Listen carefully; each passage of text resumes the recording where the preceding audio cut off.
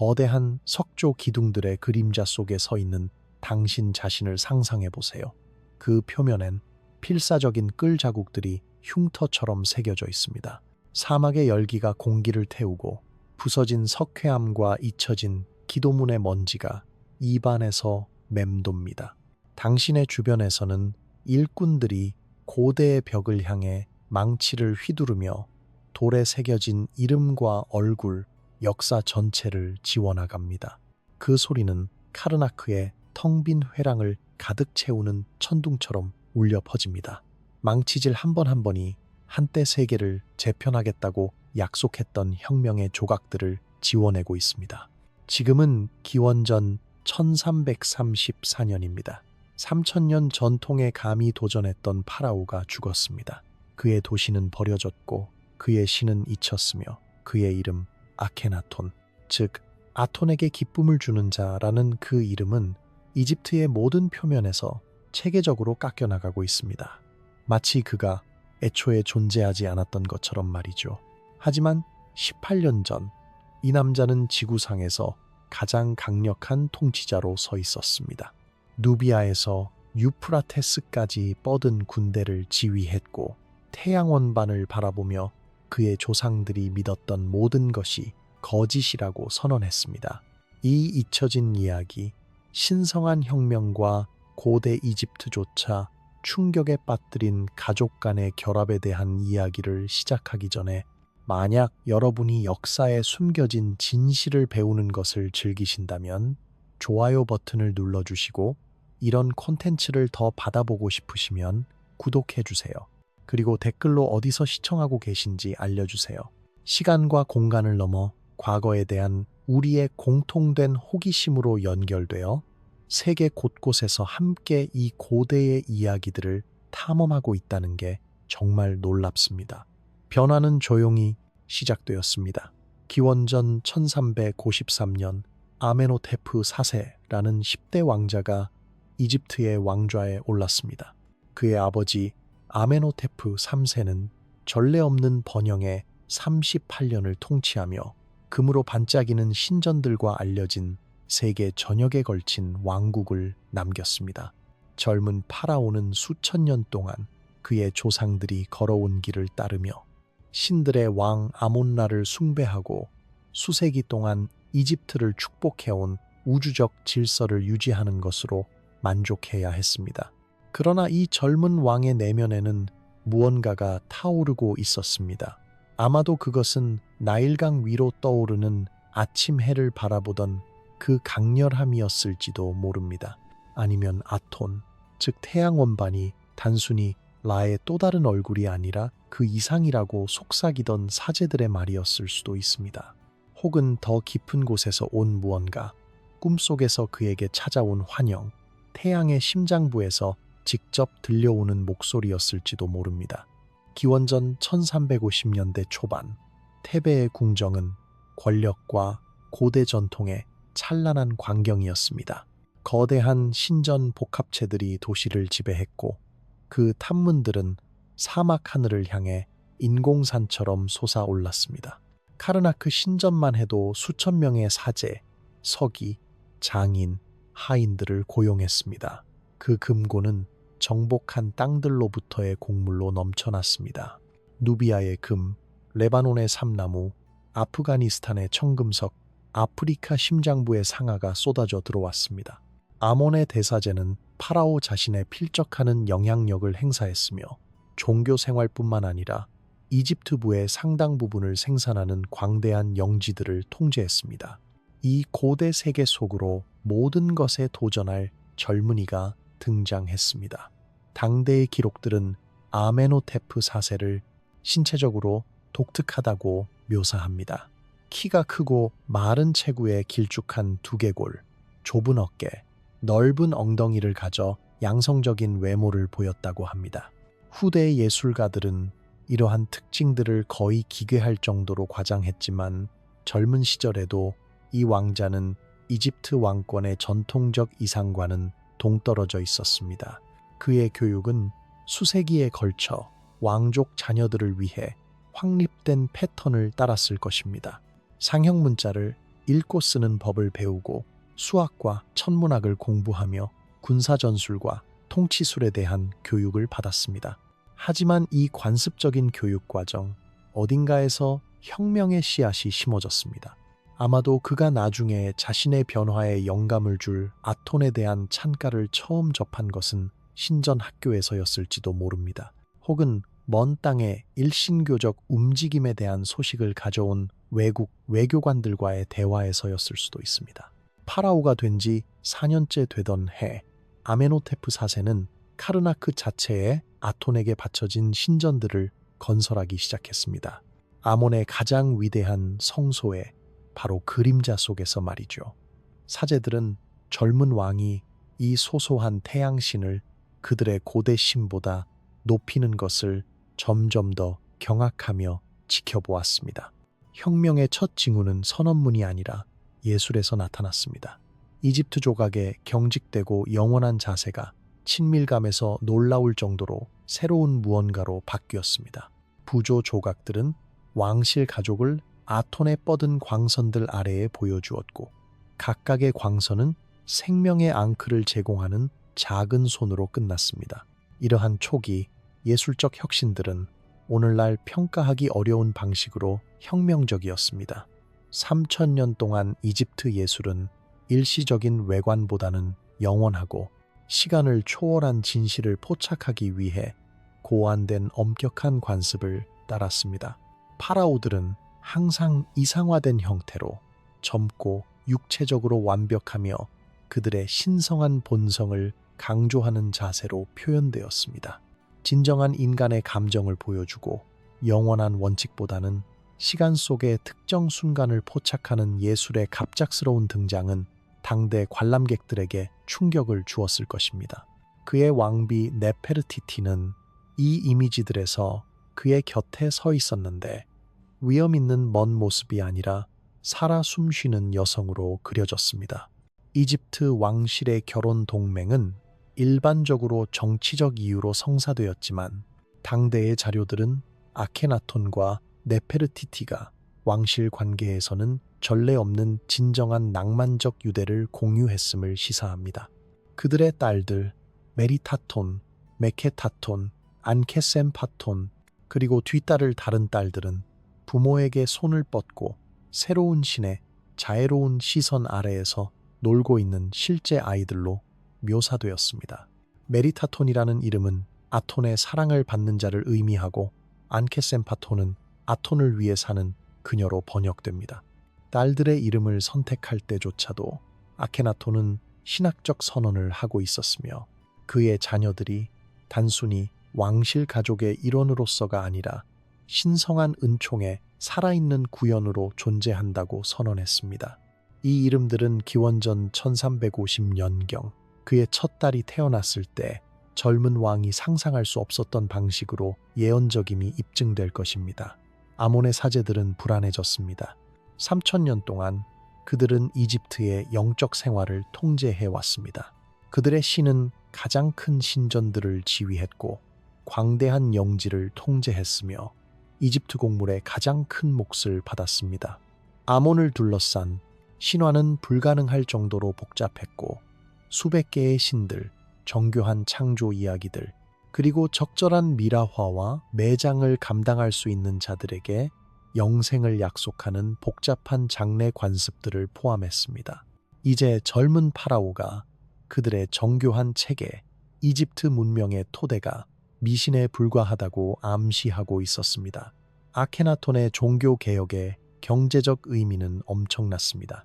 카르나크의 아몬 신전만 해도 8만 명 이상의 노예, 42만 마리의 가축, 900평방마일의 농경지를 소유하고 있었습니다. 사제단은 이집트의 모든 경작 가능한 땅의 약 3분의 1을 통제하고 있었으며 이는 그들을 단순한 종교 지도자가 아니라 경제적 강자로 만들었습니다. 아톤을 아몬 위에 올림으로써 아케나톤은 수천 년 동안 성공적으로 기능해온 경제체계를 붕괴시키려 하고 있었습니다. 통치 5년째에 아메노테프 4세는 역사를 통해 울려 퍼질 선언을 했습니다.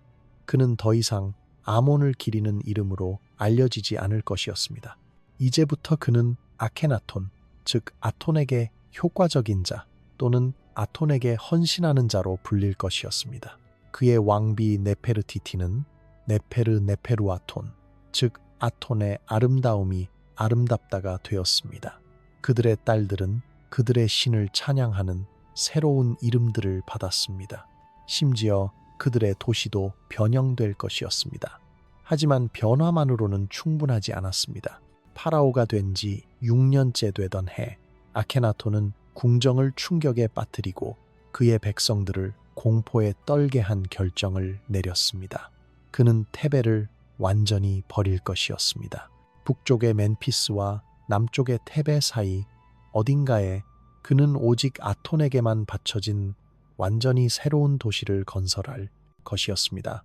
그는 이곳을 아케타톤, 즉 아톤의 지평선이라고 불렀습니다. 테베를 버리기로 한 결정은 가볍게 내려진 것이 아니었습니다. 그 도시는 500년 넘게 이집트의 종교적, 정치적 중심지였습니다. 그 신전들에는 아케나톤의 조상들의 무덤이 있었습니다. 그 궁전들은 제국을 통치하는 행정기구를 수용했습니다. 그리고 그 인구는 고대 세계에서 가장 숙련된 장인들과 학식 있는 서기들을 포함했습니다. 이 모든 것을 버리고 텅 빈 사막 한 조각을 선호한다는 것은 최고의 자신감이나 위험한 과대망상을 보여주었습니다.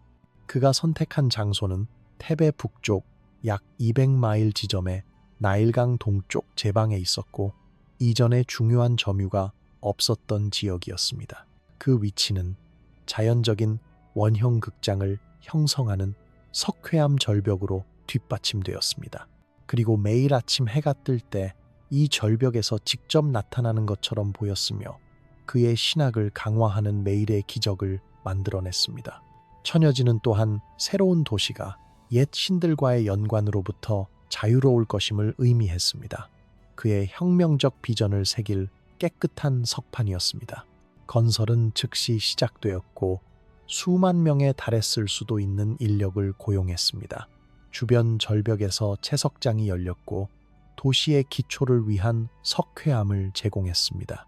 더 이국적인 재료들은 제국 전역에서 수입되었습니다. 아스완의 화강암, 누비아의 사암, 레바논의 삼나무가 들어왔습니다. 나일강은 프로젝트에 필요한 막대한 양의 돌과 목재를 운송하는 수단을 제공했습니다. 아케타톤은 혁명적인 건설 기법을 사용하여 놀라운 속도로 건설되었습니다.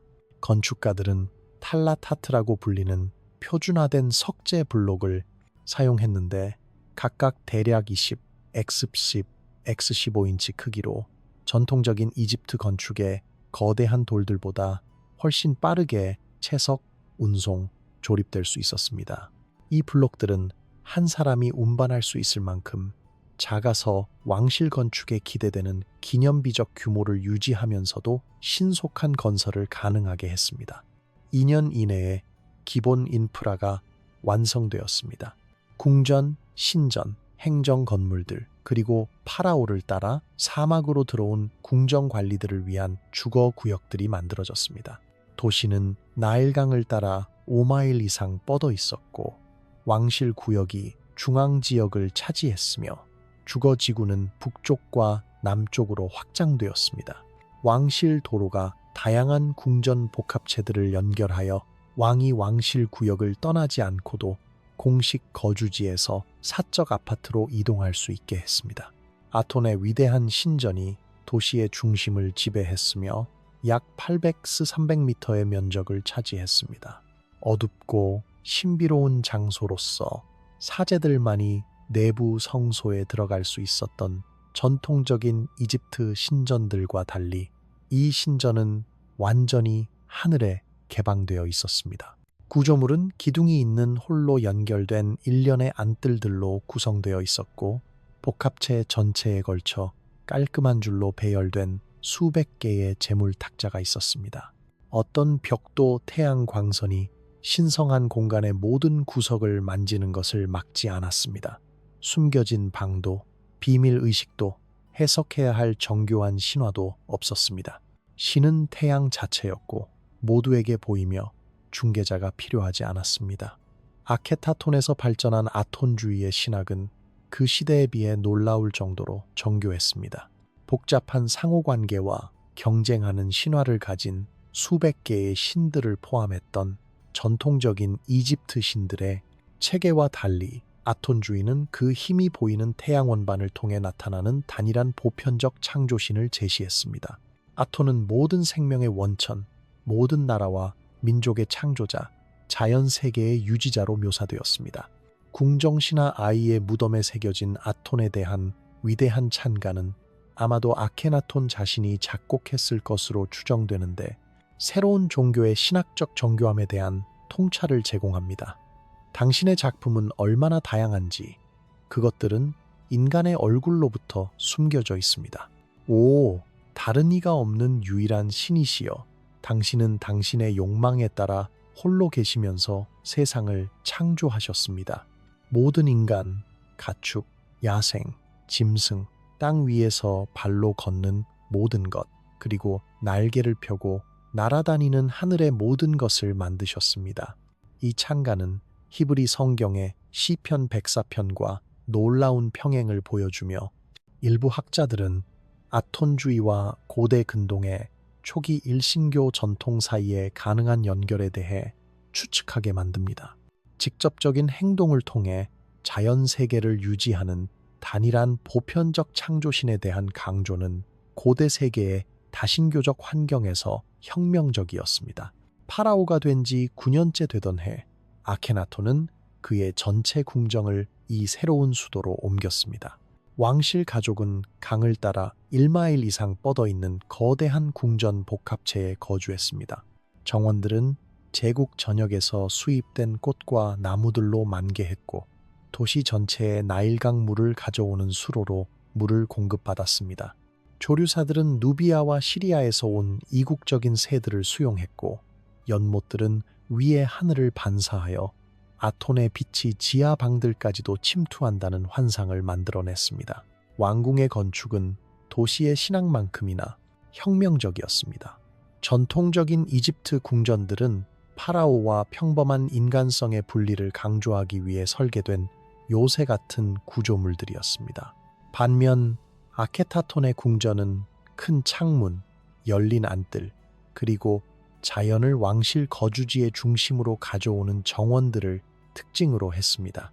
방들은 식물과 동물들을 자연주의적 세부 사항으로 보여주는 채색된 부조로 장식되어 인간의 권력보다는 자연 세계를 찬양하는 환경을 만들었습니다. 왕을 따라 이 사막의 수도로 온 궁정 신하들에게 아케타톤에서의 삶은 동시에 흥분되고 불안했을 것입니다. 그들은 인류 역사상 전례가 없는 실험에 참여하고 있었습니다. 새로운 종교적 비전을 중심으로 문명을 완전히 재편성하려는 시도였습니다. 궁정 생활의 일상적 리듬은 아톤 숭배를 중심으로 돌아갔으며, 하늘을 가로지르는 태양의 움직임과 일치하도록 시간이 맞춰진 정교한 의식들이 있었습니다. 아침 예배는 새벽 전에 시작되었고, 왕실 가족과 궁정이 위대한 신전에 모여 떠오르는 태양을 맞이했습니다. 첫 번째, 빛의 광선이 제물 탁자를 강타할 때 사제들은 아톤의 매일의 부활을 찬양하는 찬가를 외웠습니다. 왕과 왕비는 열린 하늘 아래 서서 빵, 맥주, 고기, 꽃을 그들의 신에게 바쳤고, 엄격한 계층적 순서로 배열된 궁정 신하들은 집단 축제에 참여했습니다.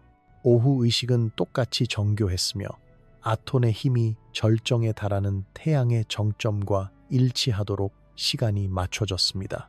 저녁 예배는 태양이 서쪽 절벽 뒤로 질 때 더 침울한 톤을 띄었고, 어둠의 일시적 승리를 인정하면서도 빛의 궁극적인 회귀에 대한 확신을 표현했습니다. 이러한 매일의 의식들은 궁정 생활의 구조를 제공하면서 아톤주의의 중심 메시지, 즉 보이는 태양이 모든 생명과 권력의 원천이라는 것을 끊임없이 강화했습니다. 하지만 낙원에서도 왕위 계승의 복잡성은 주의를 요구했습니다. 네페르티티는 아케나톤에게 6명의 딸을 낳았지만 왕좌를 물려받을 아들은 없었습니다. 파라오 이집트의 경직된 세계에서 이것은 전례 없는 해결책을 요구하는 위기를 제시했습니다. 신왕국의 계승법은 복잡했고 단순히 혈연 관계뿐만 아니라 종교적 자격과 정치적 고려 사항도 포함했습니다. 파라오는 사제단에 의해 인정받고 군대에 의해 받아들여지며 이집트의 국제적 명성을 유지할 수 있어야 했습니다. 문제는 아케나톤의 종교혁명으로 더욱 심각해졌습니다. 어떤 후계자든 그의 죽음 후 구교의 복원을 막기 위해 아톤주의에 철저히 헌신해야 했습니다. 이것은 왕실 가족의 반개 분파로부터 나왔을 많은 잠재적 후계자들을 배제시켰는데 그들은 정상적인 상황에서는 받아들여질 수 있었지만 신학적 헌신이 의심스러웠습니다. 답은 고대 이집트의 기준으로도 충격적으로 보였을 방식으로 찾아왔지만 아케나톤 자신의 아버지와 다른 신왕국 파라오들이 확립한 패턴을 따랐습니다. 왕실 근친 상가는 고대 이집트에서 알려지지 않은 것이 아니었습니다. 형제자매 간의 결혼은 파라오들 사이에서 정기적으로 일어났고 극단적인 상황에서는 아버지와 딸 간의 결혼에 대한 선례도 있었습니다. 하지만 아케나톤의 가족 배치의 체계적 특성은 이전에 문서화된 그 어떤 것도 넘어섰습니다.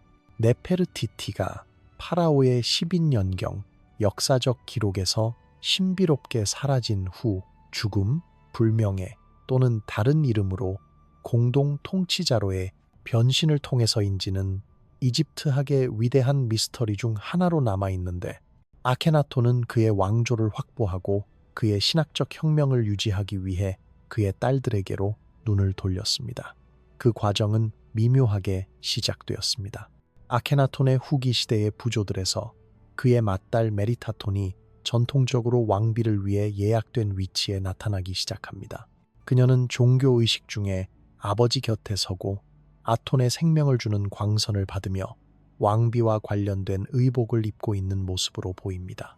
아케나톤의 통치 13년경에 그녀는 공식적으로 그의 수석 왕비가 되었는데 이는 의례적 의무와 왕실 후계자를 낳을 것이라는 기대를 모두 포함하는 역할이었습니다. 메리타톤은 아버지의 왕비가 되었을 때 아마도 16세 정도였을 것입니다. 당대의 기록들은 이 배치에 대한 그녀의 감정에 대한 통찰을 제공하지 않지만 그녀의 상황의 심리적 복잡성은 상상하기 어렵습니다. 그녀는 가족 생활의 친밀한 유대를 찬양하는 예술과 문학으로 둘러싸인 아케타톤의 혁명적 환경에서 자랐습니다. 궁전벽을 장식한 부드러운 가정적 장면들은 그녀를 아톤의 자애로운 광선 아래에서 자매들과 놀고 있는 사랑받는 딸로 보여주었습니다. 이제 그녀는 그녀의 효도를 부부의 헌신으로 변화시키고 같은 남자에게 딸이자 아내가 될 것으로 기대되었습니다. 이러한 배치에 대한 신학적 정당화는 복잡했지만 아케나톤의 종교 체계 내에서는 내적으로 일관성이 있었습니다. 아톤은 왕실 찬가에서 모든 창조의 아버지이자 어머니로 그 자체에 남성과 여성의 원칙을 모두 포함하는 것으로 묘사되었습니다. 신성한 권력의 지상 대표자로서 왕실 가족은 이 우주적 통일을 반영할 것으로 기대되었습니다. 그의 딸과 결혼함으로써 아케나톤은 신성한 자기 생성의 지상적 반영을 만들고 있었으며 왕실이 그 안에 지속적인 통치에 필요한 모든 창조적 힘을 포함하고 있음을 보여주고 있었습니다. 실질적인 의미도 똑같이 중요했습니다. 왕비가 된 각 딸은 잠재적으로 아케나톤이 그의 종교 혁명을 계속하기 위해 절실히 필요로 했던 남성 후계자를 낳을 수 있었습니다. 더욱이 그의 직계 가족 내에서 계승을 유지함으로써 그는 왕실의 경쟁 분파들이 그의 신학적 혁신에 도전하는 것을 막았습니다. 이러한 결합에서 태어난 어떤 아이든 이집트 역사상 전례 없는 신성한 권력의 집중으로 파라오와 왕비 모두의 혈통을 이어받은 이중으로 왕족일 것이었습니다. 메리타톤의 수석 왕비 재임 기간은 약 3년 동안 지속되었습니다. 이 기간 동안 그녀는 신전 부조와 외교 서신에 정기적으로 나타나는데 이는 그녀의 역할이 단순히 의례적인 것 이상이었음을 시사합니다. 아마르나 편지들은 왕의 딸, 왕비에 대한 언급을 포함하고 있어 외국 외교관들이 그녀의 승격된 지위를 인정했음을 나타냅니다. 그녀는 이 기간 동안 아이들을 낳았을 수도 있지만 증거는 모호하고 자손의 운명은 불확실합니다. 아케나톤의 통치 15년경 상황은 더욱 복잡해졌습니다. 메리타톤은 스멘크 카레라는 신비한 인물과 결혼했는데 그는 아케나톤의 형제, 아들 또는 양자 후계자였을 수 있습니다. 이 결혼은 딸 왕비가 동시에 두 파라오의 아내가 되는 전례 없는 상황을 만들었습니다. 그녀의 아버지 아케나톤과 그의 공동 섭정 스멘크 카레의 아내가 된 것입니다. 이 배치 뒤에 정치적 논리는 아케나톤의 외교적 문제들의 맥락에서 볼 때 더 명확해집니다. 아마르나 편지들은 외부 적들과 내부 불만으로부터 점점 더 압박받고 있는 왕국을 드러냅니다. 그의 통치 중반까지 시리아와 팔레스타인의 여러 이집트 속국 도시들이 침략 세력에 함락되었고 누비아에서 반란이 일어났다는 보고가 있었습니다. 파라오는 종교 문제에 집중하는 동안 군사 업무를 처리할 수 있는 공동 섭정이 필요했습니다. 스멘크 카레는 그의 이름이라의 영혼처럼 활기차다는 의미인데 특별히 이 군사적 리더십을 제공하기 위해 선택된 것으로 보입니다. 메리타톤과의 결혼은 왕실 가족 내에서 그의 위치를 정당화했고 아케나톤의 종교적 혁신을 보존할 잠재적인 계승 라인을 만들었습니다. 이 배치는 또한 아케나톤이 그의 혈통 내에서 신성한 권력을 더욱 집중시킬 새로운 결혼을 추구하도록 자유롭게 했습니다. 메리타톤이 스멘크 카레와 결혼했을 때 아케나톤은 그의 차녀 안케센파톤을 수석 왕비의 위치로 승격시켰습니다. 13세나 14세를 넘지 않았을 이 젊은 여성은 혈통을 통해 아버지의 혁명을 보존하려는 필사적인 시도의 중심에 있게 되었습니다.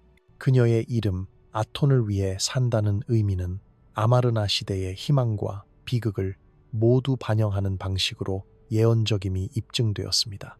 안케센파톤의 왕비로의 승격은 아케나톤의 가족 배치의 가장 극단적인 단계를 나타냈습니다.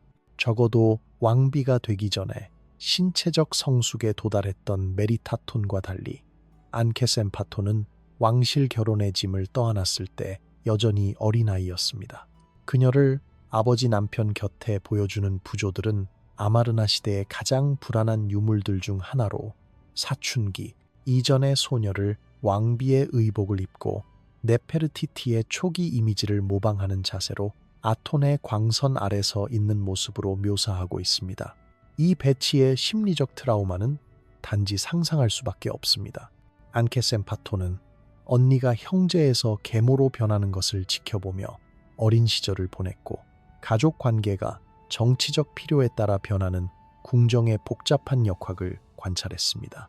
이제 그녀는 같은 변화를 자신이 직면했고 딸로서의 정체성을 버리고 딸, 아내, 왕비라는 더 복잡한 역할을 맡을 것으로 기대되었습니다.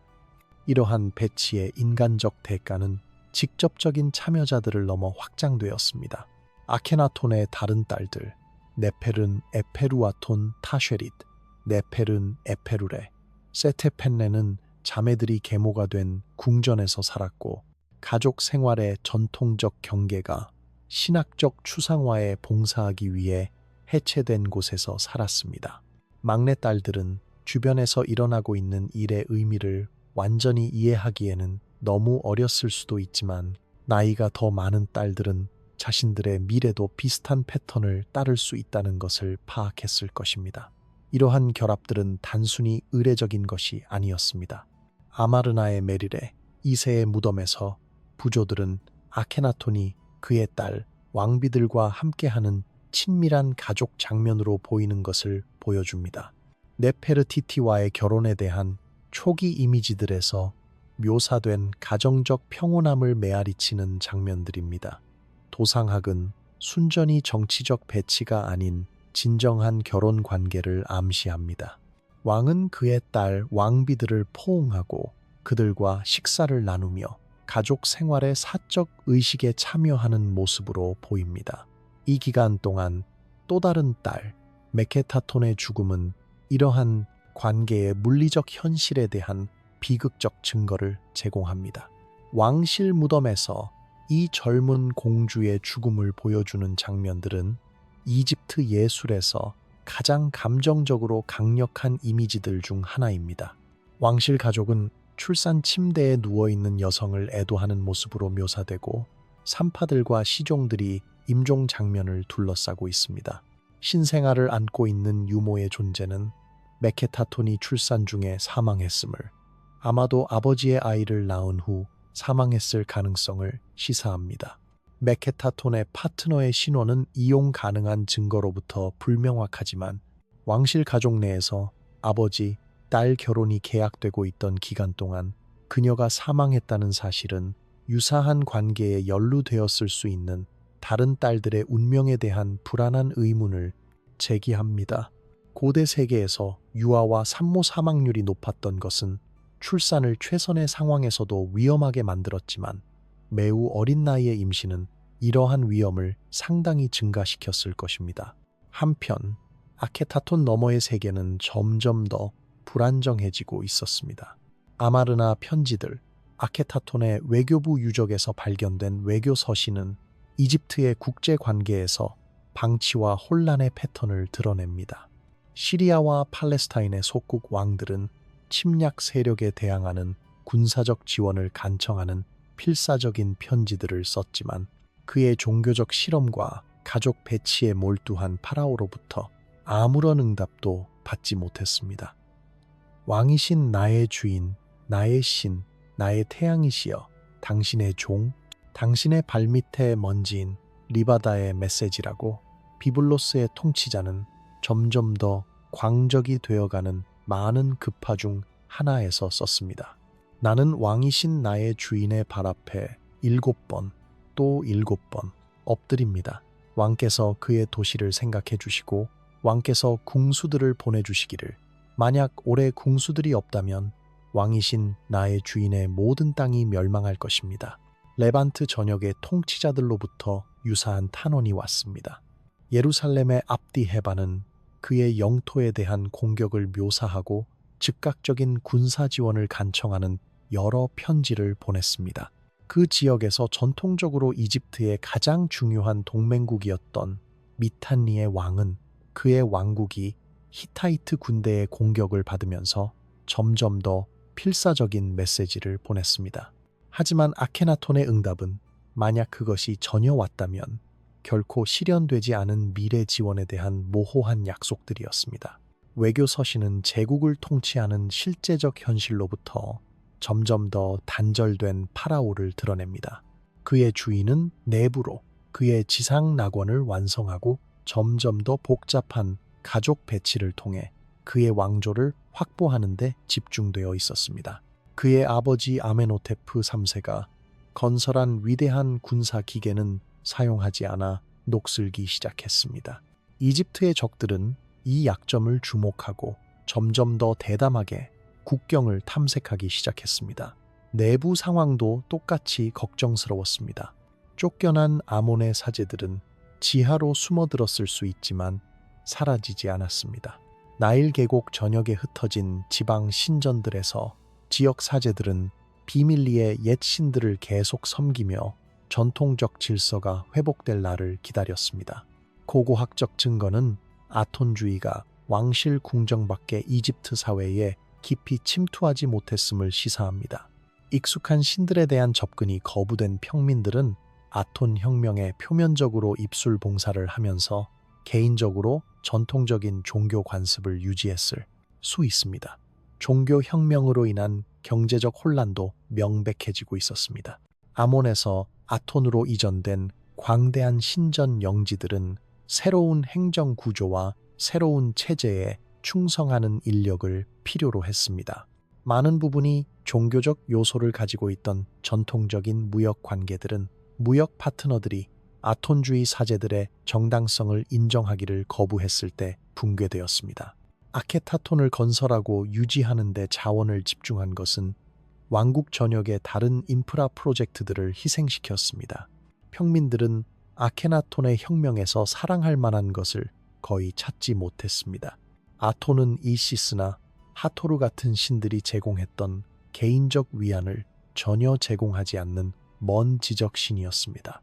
수세기 동안 이집트 생활의 리듬을 표시했던 정교한 축제와 종교 축하 행사들은 왕실 가족과 그들의 태양신의 관계에만 전적으로 집중된 무균적 의식들로 대체되었습니다. 전통적 종교가 평범한 사람들에게 희망을 제공했던 곳, 마트, 즉 신성한 질서에 따라 살았던 사람들을 위한 영생의 약속, 곤경에 처했을 때 호소할 수 있는 보호신들의 위안이 있었습니다. 아톤주의는 단지 태양 원반의 원격적 자해만을 제공했습니다. 통치의 초기, 몇 년 동안 그토록 해방적으로 보였던 예술 혁명도 불안한 특성을 띠기 시작했습니다. 처음에는 사실적 초상화로의 움직임으로 해석되었던 왕실 가족에 과장된 신체적 특징들은 점점 더 기괴해졌습니다. 그의 후기 시대의 아케나톤 상들은 그를 불가능할 정도로 길쭉한 두개골, 늘어진 가슴, 그리고 남성적 권위의 어떤 흔적도 지워버리는 넓은 엉덩이를 가진 모습으로 보여줍니다.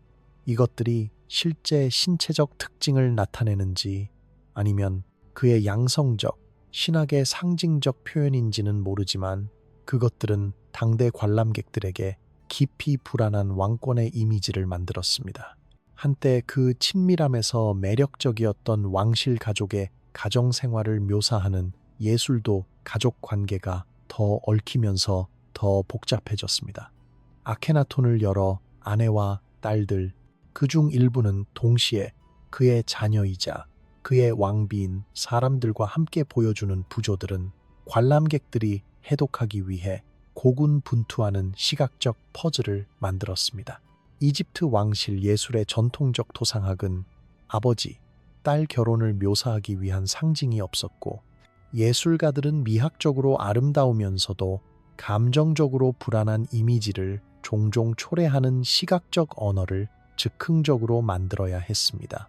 아케나톤이 그의 통치의 마지막 몇 년에 접어들면서 그의 지상 낙원에 균열이 나타나기 시작했습니다. 외교적 상황은 계속 악화되었고 이집트는 아시아 제국의 상당 부분에 대한 통제를 잃었습니다. 그의 딸들 중 몇 명은 아마도 출산 중에 사망했고 그에게 잠재적 후계자가 더 적어졌으며 그의 계승 계획에 공백이 생겼습니다. 군사적 리더십의 연속성을 제공하기 위해 마련되었을 수도 있는 스멘크카레와의 공동섭정은 그 파라오도 신비한 상황 속에서 기록에서 사라지기 전에 불과 몇 년 동안만 지속되었습니다.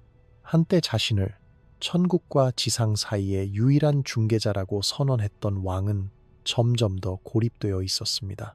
아케타톤으로 그를 따라갔던 위대한 궁정신하들은 혁명에 대한 그들의 헌신에 대해 재고하기 시작했습니다.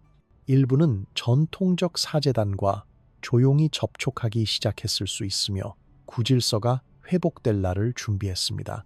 새로운 수도의 삶에 사치와 세련됨도 실험이 실패하고 있다는 증가하는 감각을 가릴 수 없었습니다. 아케타톤의 후기층에서 나온 고고학적 증거는 도시 자체 내에서 증가하는 빈곤과 사회적 무질서를 시사합니다. 웅장한 궁전들과 신전들은 유지되었지만 주거 지구들은 유기와 붕괴의 징후를 보입니다. 한때 왕실을 위해 절묘한 예술과 가구를 생산했던 장인의 작업장들은 폐쇄되었습니다. 도시의 전성기 동안 약 5만 명까지 정점에 이르렀을 수도 있는 인구는 발전 기회가 줄어들고 정치적 상황이 더 불확실해지면서 표류하기 시작했습니다.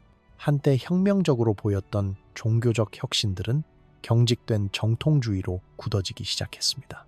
초기 아마르나 시대의 자발적인 예술적 창의성은 같은 주제들에 집중된 점점 더 반복적인 이미지로 바뀌었습니다.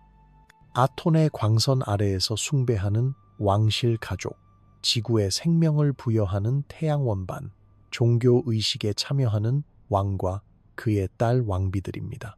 처음에는 신성과의 더 개인적이고 직접적인 관계를 제공했던 신학은 그것이 대체했던 전통적 이집트 종교만큼이나 형식적이고 계층적이 되었습니다.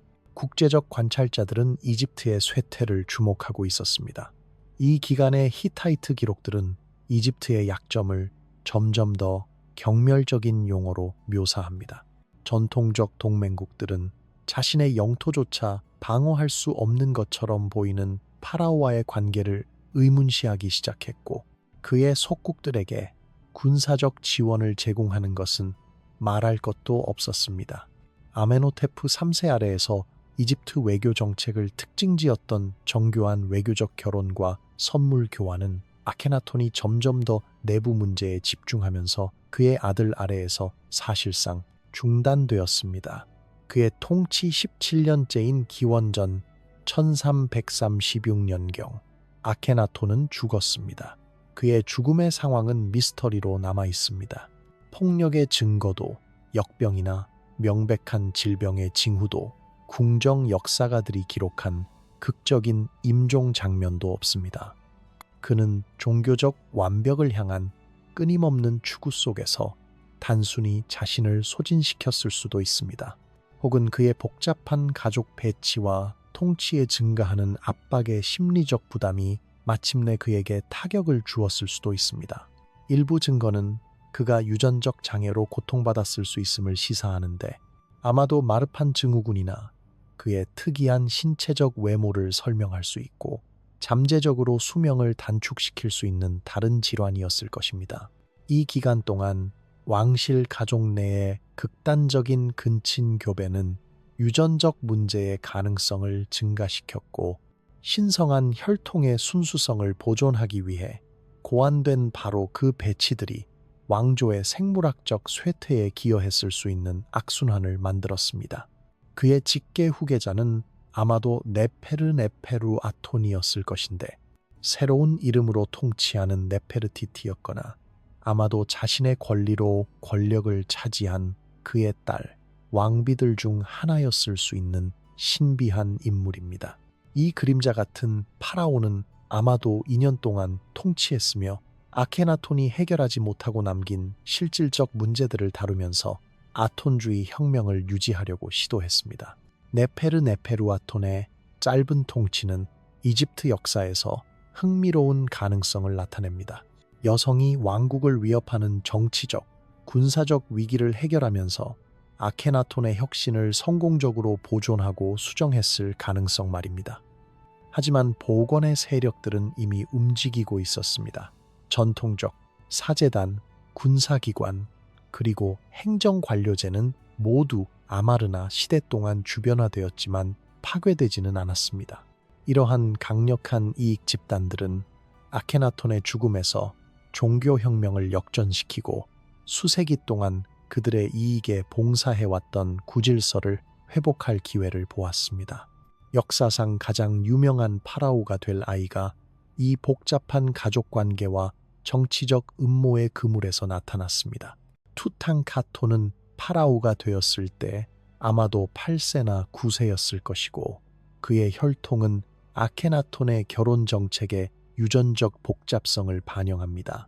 현대 DNA 분석은 그의 부모가 완전한 형제자매였음을 확인했는데, 가장 가능성이 높은 것은 아케나톤과 그의 자매 아내들 중 하나였습니다. 자신을 둘러싼 세력들을 이해하기에 겨우 충분한 나이이니 어린 소녀는 이집트가 아마르나 실험을 포기하고 전통적 종교로 돌아갈 수단이 되었습니다. 그의 통치는 격동의 아마르나 시대를 살아남았고, 왕국의 안정을 회복하기로 결심한 강력한 궁정 관리들에 의해 인도되었습니다. 네페르티티의 아버지였을 수 있고, 아마르나 시대 전체에 걸쳐 고위 고문으로 봉사했던 노인아이가 왕좌 뒤에 권력이 되었습니다. 이집트 군사력에 남은 것을 지휘했던 호렘헤브 장군은 복원을 강제하는 데 필요한 힘을 제공했습니다.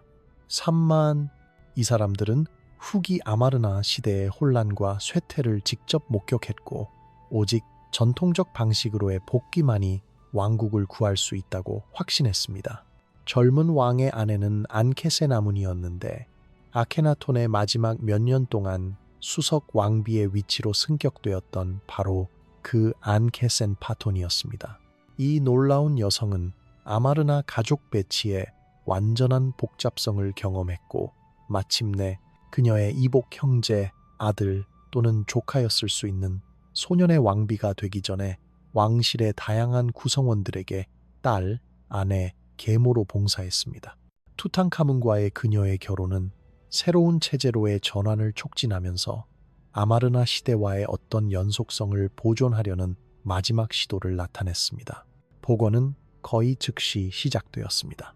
즉위한 지 3년 이내에 소년 왕은 그의 이름을 투탕카톤에서 투탕카문으로 바꾸었고 그의 전임자가 파괴하려 했던 신아몬을 기렸습니다. 궁정은 아케타톤을 버리고 멤피스로 돌아갔고 혁명적 수도는 사막에 의해 천천히 되찾아지도록 남겨졌습니다. 아톤의 위대한 신전들은 폐쇄되었고 사제들은 해고되었으며 그들의 금고는 복원된 전통 신들의 신전들로 이전되었습니다. 카르나크에서 발견된 석비에 새겨진 왕실 칙령은 명시적으로 아마르나 시대를 비난하는 언어로 전통신들의 복원을 발표했습니다. 엘레판티네에서 델타의 늪지대까지 신들과 여신들의 신전들은 산산조각이 났습니다. 그들의 성소들은 황폐해졌고 잡초로 뒤덮였습니다. 그들의 성역들은 마치 존재한 적이 없었던 것처럼 그들의 홀들은 오솔길로 사용되었습니다.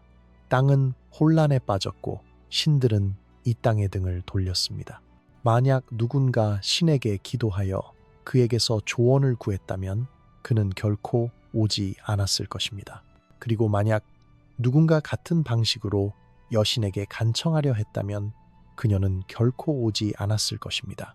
이 복원 칙령은 전통적 기득권층이 아마르나 시대를 어떻게 보았는지에 대한 귀중한 통찰을 제공합니다.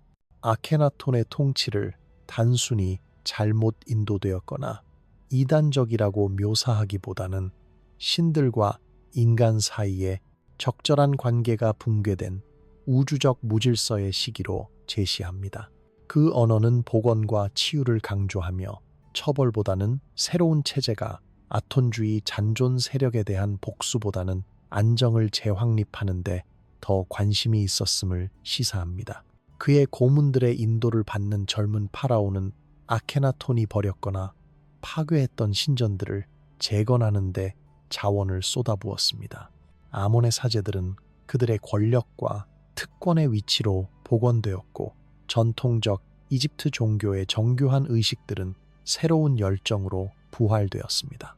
아케나톤이 미신으로 일축했던 복잡한 신화는 본질적인 진리로 받아들여졌고 아마르나 시대의 예술적 혁신들은 전통적 이집트 양식을 선호하여 거부되었습니다. 경제적 복원도 똑같이 포괄적이었습니다. 아몬에서 아톤으로 이전되었던 광대한 영지들은 아마르나 시대 동안 겪었던 혼란과 손실에 대한 보상과 함께 원래의 소유자들에게 반환되었습니다. 종교혁명에 의해 손상되었던 무역관계들은 신중하게 재건되었고 종종 이집트가 익숙한 행동 패턴으로 돌아왔음을 외국 파트너들에게 안심시키기 위한 외교 사절단이 필요했습니다. 예술적 반혁명은 특히 철저했습니다. 아마르나 예술을 특징지었던 자연주의적 양식들은 이상화된 전통적 형태를 선호하여 버려졌습니다. 아케나톤의 통치에서 그토록 독특했던 친밀한 가족 장면들은 사라졌고 파라오의 신성한 본성과 우주적 책임을 강조하는 형식적 이미지들로 대체되었습니다. 아마르나 시대의 건축적 혁신들조차도 거부되었습니다. 노천 신전들은 전통적인 폐쇄된 성소들로 바뀌었고 주거 건축은 왕실과 평범한 인간성의 분리를 강조하는 관습적 궁전 디자인으로 돌아갔습니다. 하지만 가장 체계적인 파괴는 아직 오지 않았습니다.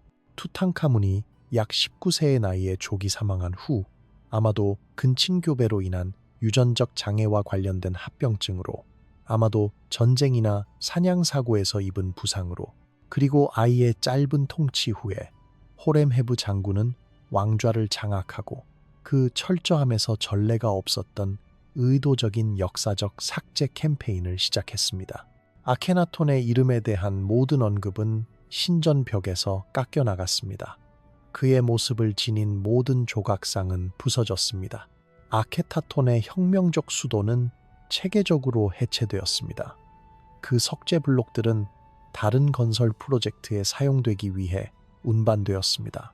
후기 왕조들에서 편찬된 공식 왕 목록들은 단순히 아멘호테프 3세에서 호렘헤브로 건너뛰었고, 마치 아케나톤의 통치 18년이 결코 존재하지 않았던 것처럼 했습니다.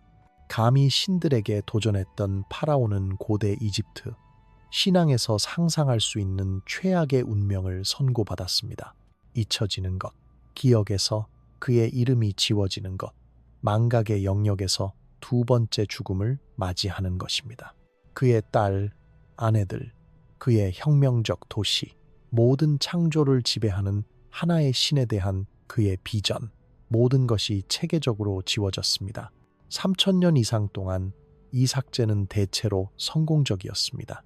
19세기 후반 고고학자들이 아마르나의 유적을 발굴하기 시작했을 때에야 비로소 그의 혁명의 전체 범위가 나타나기 시작했습니다.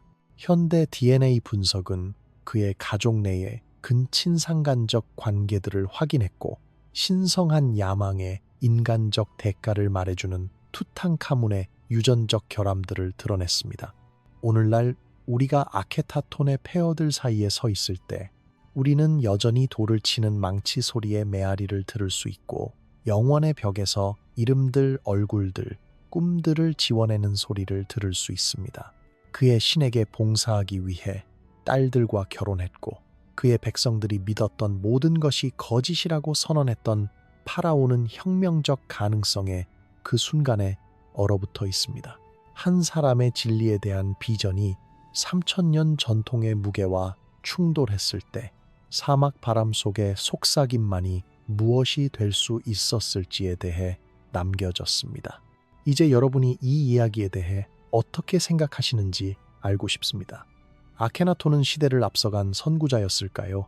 아니면 위험한 광신자였을까요? 그의 딸들과의 결혼은 신학적 비전의 필수적인 부분이었을까요? 아니면 권력에 대한 절망적인 집착이었을까요? 댓글로 여러분의 생각을 공유해 주세요. 이런 역사의 어두운 구석들을 계속 탐험하고 싶으시다면 좋아요 버튼을 눌러주시고 구독 버튼을 꼭 눌러주세요. 그리고 만약 이 콘텐츠를 정말로 즐기신다면 채널 멤버십에 가입하는 것을 고려해 주세요. 멤버십 회원분들은 새로운 영상을 일반 대중보다 먼저 시청할 수 있고, 독점 비하인드 스토리 콘텐츠에 접근할 수 있으며, 채널을 후원하고 더 많은 이런 심층 역사, 다큐멘터리를 만드는 데 도움을 주실 수 있습니다. 여러분의 지원이 이 채널을 계속 운영하게 하고 역사의 잊혀진 이야기들을 발굴하여 여러분께 전달할 수 있게 합니다. 다음 영상에서 또 다른 충격적인 역사적 진실로 여러분을 만나겠습니다. 시청해 주셔서 감사합니다.